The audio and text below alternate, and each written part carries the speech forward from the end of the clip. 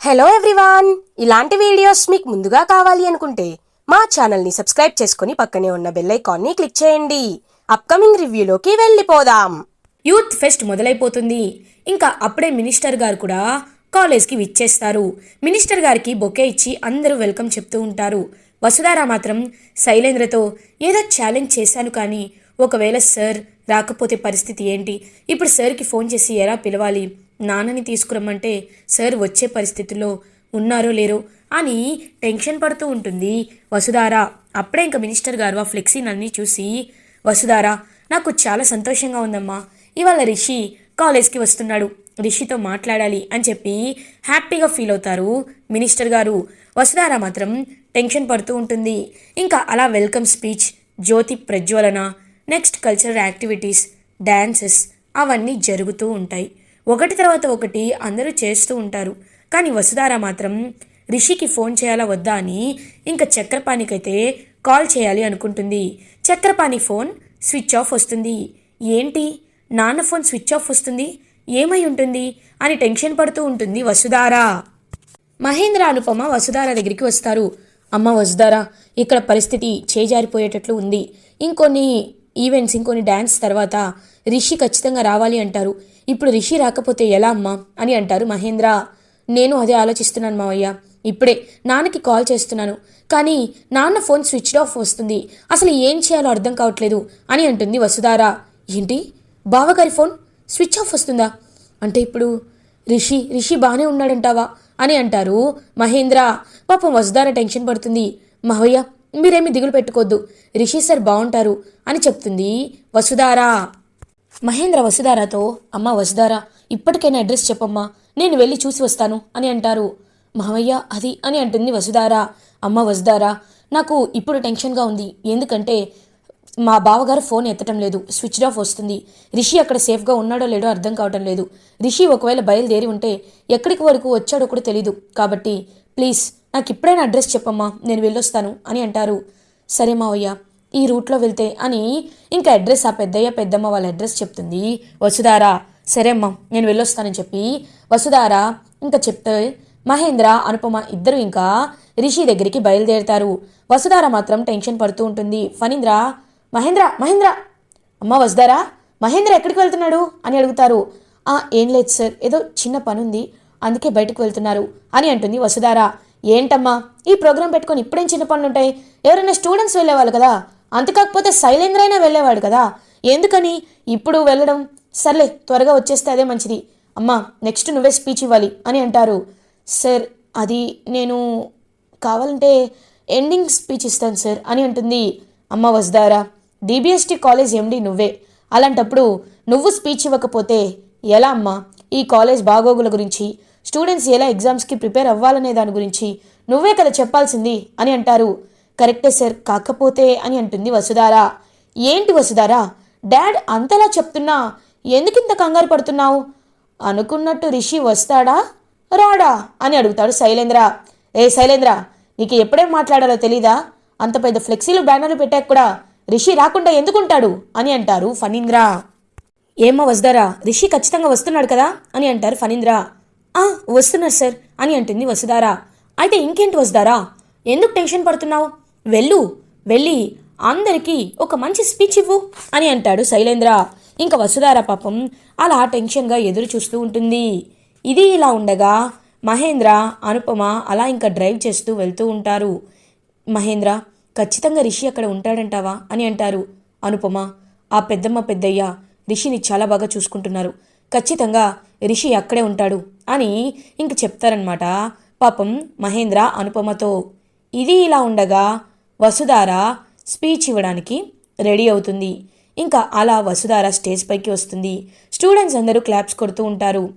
ఈ యూత్ ఫెస్ట్కి విచ్చేసిన గౌరవనీయులు మినిస్టర్ గారికి హార్ట్లీ వెల్కమ్ చెప్తున్నాను. డిబిఎస్టి కాలేజ్లో యూత్ ఫెస్ట్ అంటే అందరికీ తెలిసిందే, కల్చరల్ యాక్టివిటీస్, స్పోర్ట్స్ అండ్ చాలా ఉంటాయి. అయినా డిబిఎస్టి కాలేజ్ స్టూడెంట్స్ అనే వారికి ఒక బ్రాండ్ ఉంటుంది.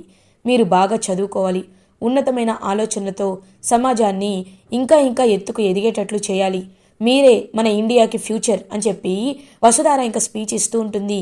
కానీ మనసులో మాత్రం రిషినే గుర్తుకు వస్తూ ఉంటాడు వసుధారాకి. వసుధార స్టూడెంట్స్తో ఇంకా నేను సెలవు తీసుకుంటాను అని చెప్పి ఇంకా స్టేజ్ నుండి వచ్చేస్తుంది. అదేంటమ్మా ఇంకా చెప్తావు అనుకుంటే మధ్యలోనే వచ్చేసావు అని అంటారు ఫణీంద్ర. సార్ నాకు కొంచెం ఇబ్బందిగా ఉంది, ప్లీజ్ నాకు చాలా టెన్షన్గా ఉంది అని పాపం వసుధార అక్కడి నుంచి వెళ్ళిపోతుంది. ఏమైంది ఫణీంద్ర సార్, ఎందుకు వసుధార పాపం చాలా టెన్షన్ పడుతుంది? రిషి గురించా, ఏదైనా ప్రాబ్లమా అని అంటారు మినిస్టర్ గారు. లేదు సార్, అలాంటిదేమీ లేదు, రిషి వస్తున్నాడు అని ఇంక పాపం ఫణీంద్ర కూడా టెన్షన్ పడుతూ ఉంటారు. ఇది ఇలా ఉండగా మహేంద్ర అనుపమ పెద్దమ్మ పెద్దయ్య వాళ్ళ ఇంటికి రీచ్ అవుతారు. అక్కడ ఇంకా వాళ్ళు వాళ్ళ పనులు చేసుకుంటూ ఉంటారు. అప్పుడే రిషి రిషి అని పిలుస్తూ లోపలికి వెళ్తారు. సరు ఎవరు మీరు అని అడుగుతారు ఆ పెద్దమ్మ పెద్దయ్య. నేను రిషి వాళ్ళ నాన్ననండి, రిషి ఎక్కడా అని అడుగుతారు. ఏంటి రిషి సారా, రిషి సార్ ఎప్పుడో వెళ్ళిపోయారు కదా అని అంటారు. ఒక్కసారిగా షాక్ అయిపోతారు మహేంద్ర. అదేంటి అని అంటారు.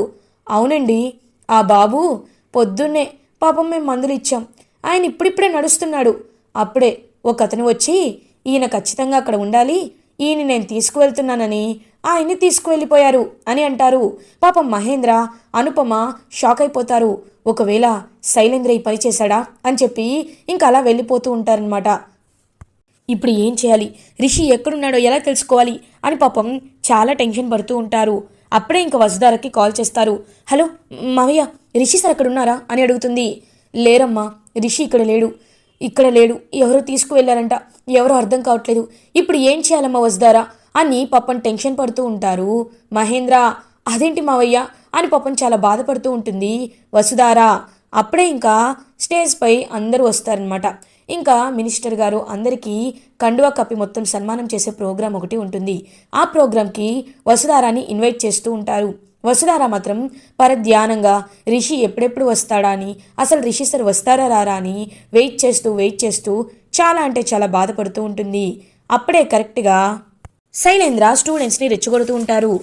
ఇప్పుడు సన్మానం ప్రోగ్రాం కూడా అవుతుంది, మరి ఏంటి ఇంకా మీ రిషి సార్ రాలేదు అని అడుగుతూ ఉంటారు. అవును నిజమే, రిషి సార్ ఇంకా రాలేదేంటి? మేడం రిషి సార్ ఎక్కడ మేడం? మినిస్టర్ గారికి సన్మానం చేస్తున్నప్పుడు రిషి సార్ ఉండాలి కదా, వీ వాంట్ రిషి సార్ అని చెప్పి ఇంకా ఒకరి తర్వాత ఒకరు అందరూ కలిపి ఇంకా రిషి సార్ అని చెప్పి అరుస్తూ ఉంటారు. పాపం వసుధారకి ఏం చేయాలో అర్థం కాదు. వసుధారకి ఏం మాట్లాడాలో అర్థం కాక అటు ఇటు చూస్తూ రిషి సార్ ఎక్కడున్నారో దేవుడా, రిషి సార్ రావాలి అని పాపం ఇంకా అలా మనస్ఫూర్తిగా కోరుకుంటుంది వసుధార. స్టూడెంట్స్ అని ఒక గొంతు వినపడుతుంది. అందరూ వెనక్కి తిరిగి చూస్తారు. చూసేసరికి అక్కడ రిషి ఉంటాడు. ఒక్కసారిగా షాక్ అయిపోతాడు శైలేంద్ర. వసుధార చాలా హ్యాపీగా ఫీల్ అవుతుంది. ఇంకా స్టూడెంట్స్ అందరూ రిషి సార్ని చూసి రేయ్ రిషి సార్ వచ్చారా అని చెప్పి అందరూ హ్యాపీగా ఫీల్ అవుతారు. ఇంకా రిషి అలా నడుచుకుంటూ వస్తూ ఉంటాడు. మినిస్టర్ గారు, ఫణీంద్ర అందరూ చాలా హ్యాపీగా ఫీల్ అవుతారు. ఇంకా అలా రిషి స్టేజ్ పైకి వస్తాడు. గౌరవనీయులైన మినిస్టర్ గారికి నేను కృతజ్ఞతలు చెప్తున్నాను. DBST కాలేజ్ యూత్ ఫెస్ట్కి వచ్చినందుకు థ్యాంక్స్. స్టూడెంట్స్, మీరందరూ నాపై చూపించే ప్రేమకి అభిమానానికి నేను ఎప్పుడూ కట్టుబడి ఉంటాను. కానీ నేను వస్తానా రానా అనే విషయాన్ని పక్కన పెడితే మీరిలా ఒకరు ఇక్కడికి రావాలి, మాకు కనపడాలి అని అంత గట్టిగా అరవడం, నినాదాలు చేయడం నాకు కరెక్ట్గా అనిపించటం లేదు. స్టూడెంట్స్ అంటే స్టూడెంట్స్లా ఉండాలి. మీ బాధ్యత చదువుకోవాలి. మీ అమ్మా నాన్నకి, కాలేజ్కి, సొసైటీకి మంచి పేరుని తీసుకురావాలి. ఉన్నత శిఖరాలని మీరు అందుకోవాలి. అంతేకాని ఒక లెక్చరర్ కనపడకపోతే మీరు ఇలా కనిపించట్లేదని గొడవ చేయకూడదు. అది మీ సంస్కారాన్నే తప్పుపడుతుంది. కాబట్టి మీరందరూ హ్యాపీగా ఉండాలని నేను కోరుకుంటున్నాను. ఇక యూత్ ఫెస్ట్ విషయానికి వస్తే ఎగ్జామ్స్ ముందున్న టెన్షన్స్ అన్నీ మర్చిపోయి హ్యాపీగా గడపడానికే ఈ యూత్ ఫెస్ట్ అనేది నిర్వహిస్తూ ఉంటారు. కాకపోతే మీరు ఈ యూత్ ఫెస్ట్లో కల్చరల్ యాక్టివిటీస్, స్పోర్ట్స్ అన్ని రకాల విధాలైనవి ఉన్నాయి. వాటన్నిటినీ పక్కన పెట్టినా మీరు బాగా చదువుకోవాలి. ఎగ్జామ్స్లో మీరు చాలా చాలా జాగ్రత్తగా ఉండాలి. ఒకసారి ఒక ఎగ్జామ్ జరుగుతుంటే దాని ముందు రోజు, ఆ ముందు రోజు కనీసం 2 రోజులు ఆ సబ్జెక్ట్కి మీరు టైం పెట్టుకోవాలి. మీరు 2/3 అప్రోచ్ని ఫాలో అవ్వాలి. క్యుములేటివ్ అప్రోచ్ని ఫాలో అవ్వాలి. పోమోడోరో టెక్నిక్స్ని ఫాలో అవ్వాలి. ఇలాంటివి ఈ మధ్య ఇంటర్నెట్లో చాలా టెక్నిక్స్ కనబడుతున్నాయి. కాబట్టి మీకు ఏది అనుగుణంగా ఉంటే అలా మీరు ప్రిపేర్ అయ్యి ఎగ్జామ్లో మంచి మార్కులు తెచ్చుకుంటే సమాజంలో మీకు, మీ తల్లిదండ్రులకి, కాలేజ్కి చాలా మంచి పేరు వస్తుంది. అలా రిషి మాట్లాడుతుంటే స్టూడెంట్స్ అందరూ చాలా కాన్సన్ట్రేటెడ్గా విని అందరూ ఇంకా క్లాప్స్ కొడుతూ ఉంటారు. చాలా చాలా హ్యాపీగా ఫీల్ అవుతారనమాట. ఇంకా అందరూ అలా ఇంకా వసుధార వైపు చూస్తూ ఉంటాడు రిషి. సార్, మీరు వచ్చి నిజంగా నా పరువుని, నా ప్రాణాలని మీరే కాపాడారు సార్ అని అంటుంది వసుధార. వసుధార, నాకు ఇక్కడ పరిస్థితి అర్థమైంది, అందుకే వచ్చాను అని అంటాడు రిషి. ఇంకా అలా ఎవరైతే మెరిట్ స్టూడెంట్స్ ఉన్నారో వాళ్ళందరికీ రిషి చేతే ఇంకా అవార్డ్స్, షీల్డ్స్ అవన్నీ ప్రజెంటేషన్ ఇస్తూ ఉంటారు. అండ్ మినిస్టర్ గారికి కూడా సన్మానం చేస్తారు. అలా అంతా హ్యాపీగా జరిగిపోతుంది. మహేంద్ర, అనుపమ ఇంకా అలా కాలేజ్కి రీచ్ అవుతారు. చూసేసరికి రిషి ఉంటాడు. చాలా చాలా హ్యాపీగా ఫీల్ అవుతారు మహేంద్ర, అనుపమ. ఇంకా లంచ్ టైం అని అందరూ లంచ్కి వెళ్ళిపోతారు. నాన్న రిషి అని మహేంద్ర రిషిని వచ్చి హక్ చేసుకుంటాడు. డాడ్ అని అంటాడు రిషి. రిషి, ఏంటన్న ఇది? నువ్వు ఎలా వచ్చావు? నువ్వు ఉన్న చోటుకే వచ్చాను. ఆ పెద్దమ్మ నిన్నెవరో తీసుకువెళ్ళిపోయారన్నారు. అసలు నువ్వు ఎలా వచ్చావు నాన్న అని అడుగుతారు మహేంద్ర. వసుధార కూడా, అవును సార్, అసలు మీరు ఎలా వచ్చారు? మీకు ఈ విషయాలన్నీ ఎవరు చెప్పారు అని అడుగుతారు. నేనే చెప్పాను మేడం అని ముకుల్ వస్తారు. ముకుల్ని చూస్తూ హ్యాపీగా ఫీల్ అవుతారు వసుధార అండ్ మహేంద్ర. ఇక్కడ సిచ్యువేషన్ చూసి నాకు ఒక విషయం అర్థమైంది. కావాలనే రిషి సార్ని మ్యానిపులేట్ చేయాలని, రిషి సార్ లేకపోతే కాలేజ్లో అల్లర్లు సృష్టించాలని కొంతమంది ప్లాన్ వేశారు. కాబట్టి రిషి సార్ దగ్గరికి వెళ్ళి ఈ విషయాన్ని ఎక్స్ప్లెయిన్ చేశాను. రిషి సార్ ఇప్పుడు నడవగలుగుతున్నారు కాబట్టి రిషి సార్ని తీసుకువచ్చాను అని చెప్తారు ముకుల్. ఇంకా చాలా హ్యాపీగా ఫీల్ అవుతారు వసుధార. థ్యాంక్ యూ సార్, అడగకుండానే మాకు చాలా పెద్ద హెల్ప్ చేశారు అని అంటుంది వసుధార. మేడం, మీ కేసుని సాల్వ్ చేయడం నాకు ఎంత ముఖ్యమో మీరు హ్యాపీగా ఉండడం కూడా నాకు అంతే ముఖ్యం అని అంటుంది ముకుల్. ఇంకా అప్పుడే రిషి, అవును సార్, మీరు శత్రువులు అంటున్నారు కదా, నా శత్రువులు ఎవరో మీకు తెలిసారా? అసలు మా అమ్మని చంపింది ఎవరో మీరు తెలుసుకున్నారా అని అడుగుతారు. ఎందుకు తెలుసుకోలేదు? తెలుసుకున్నాను సార్ అని అంటారు. ఎవరు సార్? ఎవరు వాళ్ళు? ఎవరు అని అడుగుతాడు రిషి. ఇంకా ముకుల్ అలా ఆలోచనలో పడతాడు. అప్పుడే కరెక్ట్గా మినిస్టర్ గారు రిషి దగ్గరికి వస్తారు. హలో యంగ్ మ్యాన్, నిన్ను చూసి చాలా సంవత్సరాలు అయింది. నిజంగా నువ్వు మళ్ళీ ఇలా రిషిలా కనబడుతుంటే నాకు చాలా సంతోషంగా ఉంది. అయినా ఏంటి రిషి, నీపై ఈ అటాక్స్ జరగడం ఏంటి? ఎవరో శత్రువులు ఉండడం ఏంటి? నాకేమీ అర్థం కావటం లేదు అని అంటారు మినిస్టర్ గారు. రిషి పాపం సైలెంట్గా ఉంటాడు. అప్పుడే ఇంకా వసుధార, జగతి మేడం, మా అత్తయ్య గారు చనిపోయినప్పటి నుండి అన్నీ రిషి సార్కి కష్టాలే సార్ అని చెప్తుంది. అవునమ్మా, పాపం చిన్న వయసులోనే నువ్వు రిషి ఇద్దరు చాలా బరువుని బాధ్యతని మోస్తున్నారు. అవును, నువ్వు ముకుల్ కదా అని ముకుల్ని అంటారు. ఎస్ సార్ అని అంటారు ముకుల్. ఎలా వరకు వచ్చింది? మీరు ఒక్కసారి అడుగు పెడితే ఆ కేసు ఖచ్చితంగా సాల్వ్ అయిపోతుందని నాకు తెలుసు. ఇంతకీ చెప్పండి ముకుల్, ఎక్కడి వరకు కేసు వచ్చింది అని అడుగుతారు. ఆల్మోస్ట్ లాస్ట్ వరకు వచ్చింది సార్. ఇంకా ముద్దాయికి చేతులకి సంఖ్యలు వేయడమే అని శైలేంద్ర వైపు చూస్తూ చెప్తూ ఉంటాడనమాట ముకుల్. శైలేంద్ర దొంగచూపులు చూస్తూ ఉంటారు. ఏంటి, నా గురించి వీడు తెలిసిపోయిందా ఏంటి? ఏమైనా సాక్ష్యాలు దొరికాయా అని ఆలోచనలో పడతాడు శైలేంద్ర. నా దగ్గర ఒక ఇంపార్టెంట్ సాక్ష్యం ఉంది సార్. అది నా ఇంట్లోనే భద్రంగా ఉంది. నేను దాన్ని రేపు తీసుకువచ్చి అందరి ముందు చూపిస్తాను. అసలు ఎవరు ఇదంతా చేస్తున్నారు? జగతి మేడంని చంపింది ఎవరు?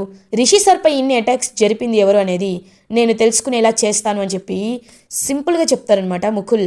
ఇంకా శైలేంద్రకి టెన్షన్ స్టార్ట్ అయిపోతుంది. ఖచ్చితంగా నేను ఏదో ఒకటి చేయాలి అని ఆలోచిస్తూ ఉంటాడు శైలేంద్ర. ఇది ఇలా ఉండగా నైట్ అవుతుంది.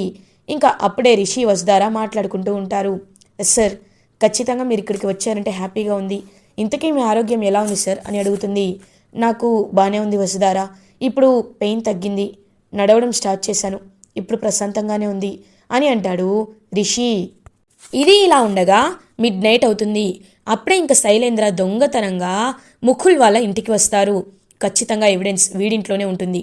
వీడిని ఎలాగొకలా బెదిరించో కిడ్నాప్ చేసో ఆ ఎవిడెన్స్ని తీసుకోవాలి అని ఇంకా లోపలికి వెళ్తాడనమాట శైలేంద్ర దొంగతనంగా. ముకుల్ ఇంకా అలా నిద్రపోతూ ఉంటారు.